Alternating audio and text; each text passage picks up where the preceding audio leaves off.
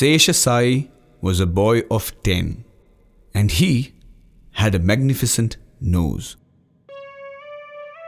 It was a nose that many people would say had character.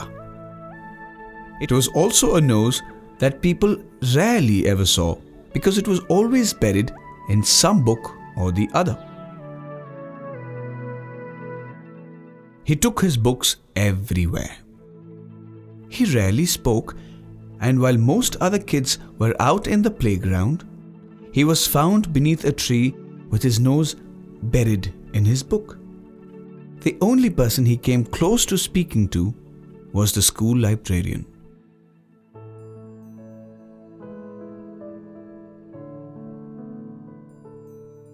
Sesha, as his mother affectionately called him, devoured books the way some people devoured food. Every Thursday, he'd go to the library and pick out a new book. He would pick the book up and feel it in his hand, gently bobbing it up and down. He'd close his eyes, open the book, and savor the scent of paper. Only after this elaborate ritual did Sesha decide if he was interested in the book or not. Most of the time, he was. Then, he would head over to the librarian, give her a little smile and a nod as if to say, "Thank you," and leave, his nose in his book.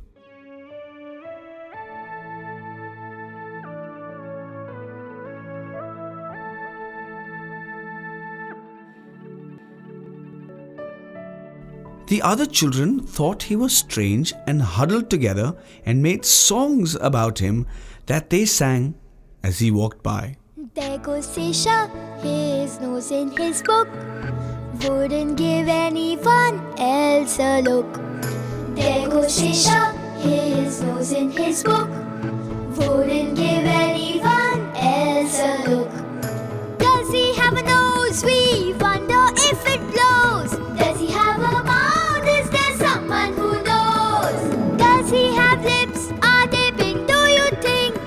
Or does he have eyes and breathe only ink? There goes Sesha, his nose in his book, wouldn't give anyone else a look. But Sesha was not bothered by the taunts of the other children. His books were his world. Whenever he opened a book, he felt like a great explorer navigating a sea of words. It was always a great adventure.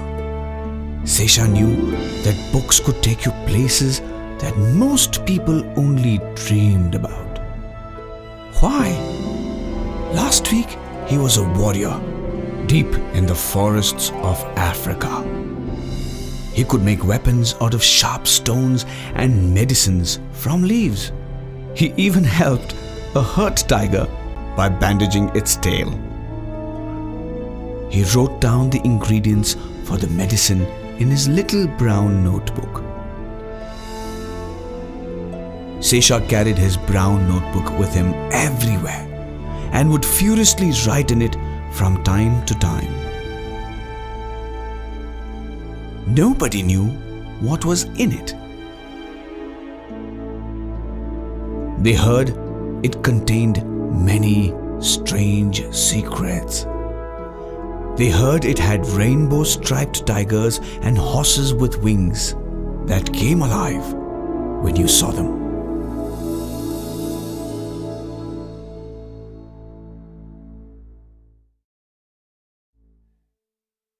Rohan and Rohit Raman were brothers in Sesha's class. They were also the unofficial rulers of the playground. Most of the other children stayed out of their way. They were forever tripping or pushing the smaller children or tying their shoelaces together when they weren't looking. The only person who wasn't afraid of the Raman brothers was Sesha. This was because he was too busy reading to notice. The Raman brothers, however, had noticed him sitting by himself under a tree and didn't take very kindly to the lack of respect. One Thursday, they sat on the bench outside the library, huddled together under their raincoats. Sesha came walking down the path as usual, his nose buried in his book. And before you knew it, Rohit's big boots sprang out and sent Sesha sprawling to the ground. His book went flying out of his arms and into a puddle of brown. The brothers clutched their stomachs and laughed as Sesha watched the precious pages of his brown notebook slowly fill with mud. Sesha stood up, his eyes brimming with tears. He marched up to the Raman brothers, who were laughing so hard they couldn't even stand straight. All the other children stopped to watch the astonishing sight of Sesha. Strange, silent Sesha stand up to the Raman brothers.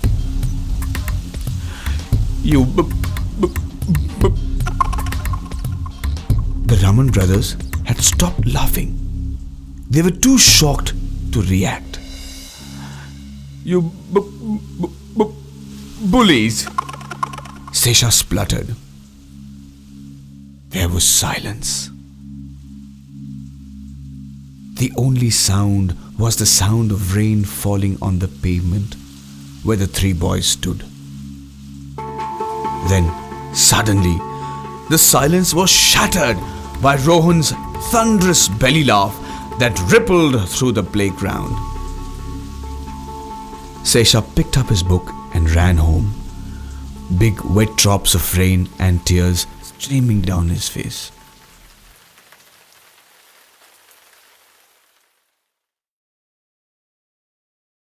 News travelled fast.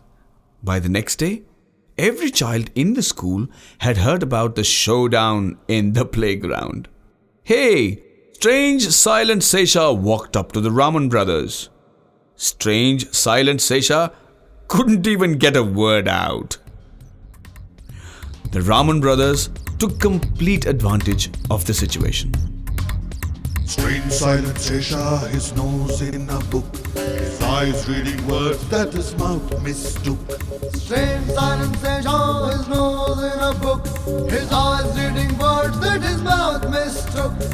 When he utters, does he stutter? Can he mutter? Can he moan? Can he mumble without a fumble? Can he manage even a groan? Strange, silent Sesha, his nose in a book, his eyes reading words that his mouth mistook. When his lips slip, teeth meet, and he mouth the words his eyes meet, can he shut his mouth and throw up beer? It looks so funny, sounds so weird. When his lips slip, teeth meet, can he mouth the words his eyes meet, can he shut his mouth and throw up beer? It looks so funny, sounds so weird. Strange, silent Sesha, his nose in a book, his eyes reading words that his mouth mistook.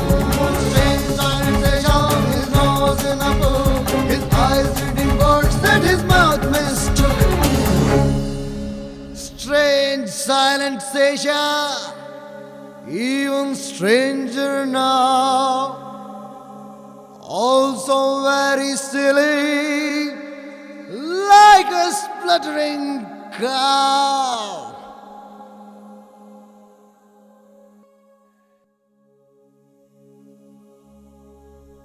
The taunts never used to hurt Sesha before, but now they pricked him, and he wished they would stop. Sesha sat through his classes in silence. Every now and then, Rohit or Rohan would call out from the back, "Stuttering Sesha, why don't you say something?" And the class would erupt in laughter. It wasn't that the children were cruel. They were just having too much fun to realize how hurtful words can be. They didn't know that Sesha wasn't strange or silent or silly or any of the nasty things they called him. He was just afraid of being laughed at.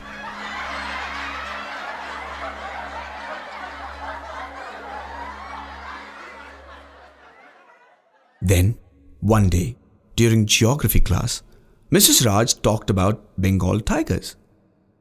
Sesha knew all about tigers. He'd once read a whole book on them.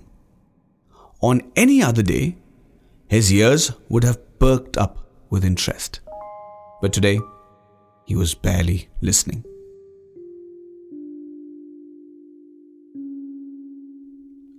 "And who knows what a group of tigers is called?" asked Mrs. Raj. "Sesha?" Mrs. Raj's voice rang out. Sesha looked up to see Mrs. Raj smiling at him expectantly. He stood up and started to speak.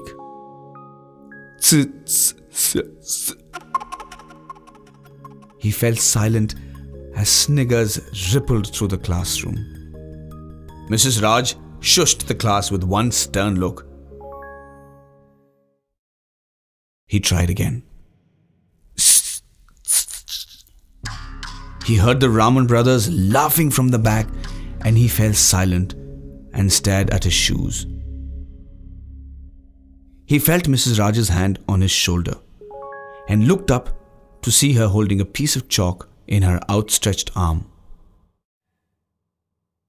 Sesha picked up the chalk and walked to the blackboard.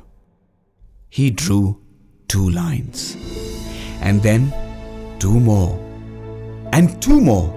And before you knew it, a tiger emerged with a tail and long, majestic stripes on his body. The class watched in amazement as Sesha's hands flew quickly and deftly over the blackboard. Beautiful white strokes filled the board. He drew another tiger right next to the first one, and another one, and another one. And soon there were 6 magnificent striped tigers on the board. It looked as though they would start roaring any second. The class broke out into a thunderous applause.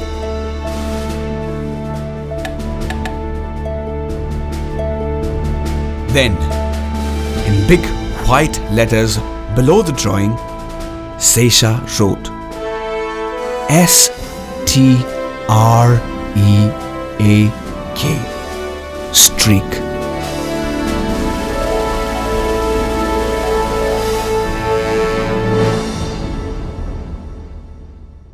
Rohan's voice rang out from the back of the class. "Looks like he's describing himself. Hey, Sesha, I think you mean freak." A group of tigers is called a streak, Rohan. But you would know that if you read more and talked less, said Mrs. Raj. The class erupted in laughter, and suddenly the Raman brothers didn't feel so lord and rulerly anymore. They went red in the face and scowled at all the children laughing and pointing at them. "Very good, Sesha," said Mrs. Raj, as he placed the chalk in her hand. "Thank you, Mrs. Sesha paused. "Thank you, miss," he said, and sat down at his desk. Mrs. Raj smiled at him. "Maybe," she continued, looking at the Raman brothers, "next time, you boys will learn to open your books and close your mouths." The class burst into laughter again. Only this time, it was the Raman brothers whose noses disappeared in their textbooks. "Hey," Sesha heard a voice behind him whisper. "Where did you learn to draw like that?" From a book," said Sesha shyly.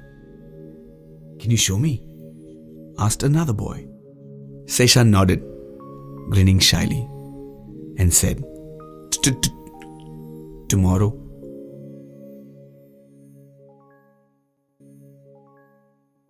And with that, strange, silent Sesha opened his notebook to the lesson on Bengal tigers as Mrs. Raj's voice filled the classroom. He had a feeling that his nickname wouldn't last very long. And he was right. Because from that day on, When his classmates spoke of Sesha, they referred to him as Sher Shah, the Tiger King. And as for the Raman brothers, it wasn't long before they too were a part of the line that followed Sesha into the library every Thursday morning, where Sesha, with his elaborate ritual, would pick out a book for every student.